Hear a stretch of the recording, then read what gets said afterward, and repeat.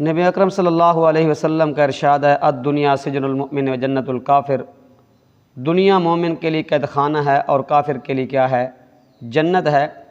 یعنی جو مومن ہے نا وہ دنیا کے اندر اس قیدی کی طرح ہے جس طرح قیدی قید خانے کے اندر ہے، اور قید کے اندر اس کی اپنی مرضی نہیں چلتی، وہ ان کی مرضی کے مطابق چلتا ہے، سونا بھی ان کی مرضی کے مطابق، اٹھنا بھی ان کی مرضی کے مطابق۔ اسی طرح جو مومن ہے نا دنیا کے اندر مومن کی اپنی مرضی نہیں چلتی، کس کی مرضی چلتی ہے؟ اللہ اور اس کے رسول کی کیا چلتی ہے؟ مرضی چلتی ہے۔ حکم اللہ کے حکم کے مطابق اور نبی کریم صلی اللہ علیہ وسلم کا طریقہ اختیار کر کے وہ کیا کرتا ہے؟ زندگی گزارتا ہے۔